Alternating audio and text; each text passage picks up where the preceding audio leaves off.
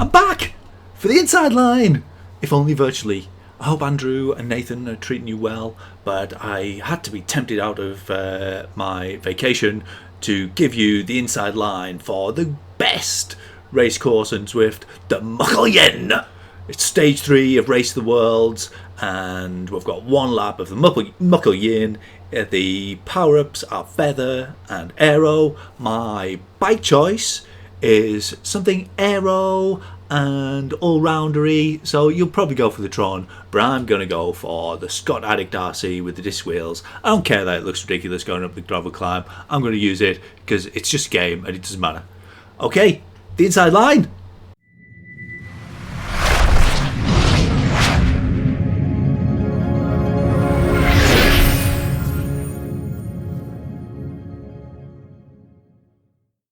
Today we're going to be looking at one of my best ever races when I won on the Muckle Yin. So it starts out in Glasgow city centre, like the World Championships didn't, and we hit, after a bit of boring downhill and flat bit, we hit the breakaway Bray reverse, which is very poorly named because it's a very bad time to do a breakaway really. But you'll all be very familiar with the breakaway Bray from the first 2 stages of this race. And then we hit the first big climb of the race at about 8.5, and this is the Skur. And we do the gravel climb first, and because it's so early in the race, what you really want to do is break the pack size down. Too early to do a breakaway, so just follow significant moves. I've let this guy go off the front and waste himself a bit. This is a decent place to put down the power and catch any breaks that have gone away, but you do get this little sort of corkscrew bit towards the end, and yeah, we can put the power down a bit, but I've probably gone away a bit too hard. Maybe should have followed him though and tried to break up the group a bit. But yeah, put some hurt into them, try and break up the group a bit, whittle down the pack, get rid of some of those sprinters, or at least put them well into the red, and then ease down the road descent. And then not too long after, we come back to the breakaway Bray forward. And again, not a great place to do a breakaway because you've got the descent afterwards and then the corkscrew climb, I think reverse maybe, after that. But yeah, then we come back to the Skur and do the roadside climb. And again, it's really a place for whittling down the pack. You might be able to do a breakaway from here, but still 5k to go, so it's a long way. But follow the moves.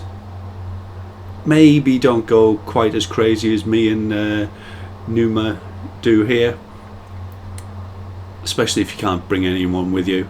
You really want a bigger group than this. If you've got 5 or 6 chasing, you need to almost have a majority really. But then we come down the gravel descent, and it is very much like a sort of mini version of the World Road Race. I did feel quite familiar when I was watching the highlights as to the bits that tried to replicate.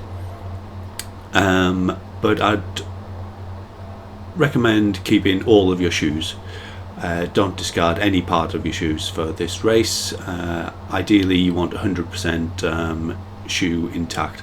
And as we come to the bottom of the climb, sort of inevitably larger groups will catch.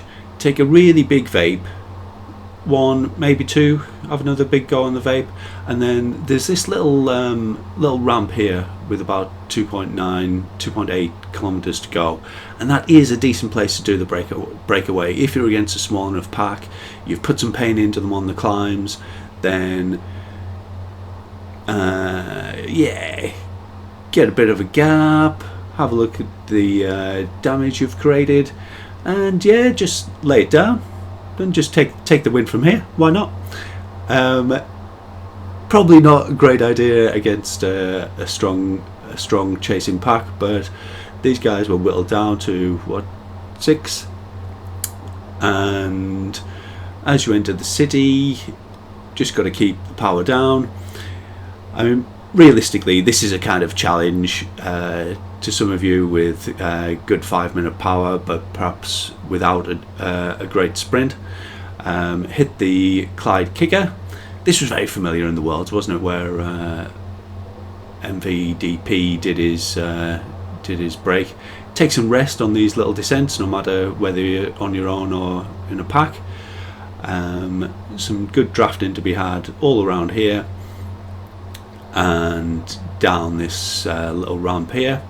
And then the way that most of you, I would advise, could win the race is just wait for this little ramp here, hit the power indeed, full on, really front end your effort here. It's about, I don't know, 30-40 seconds to the finish, so really use your power up, whether it be probably best to have the aero, hit the aero there, get a good lead, and then take it all the way home. If you have done the breakaway, then you want to be, have a gap of about 5 to 8 seconds going into this final section, waiting for the sprints to hit you.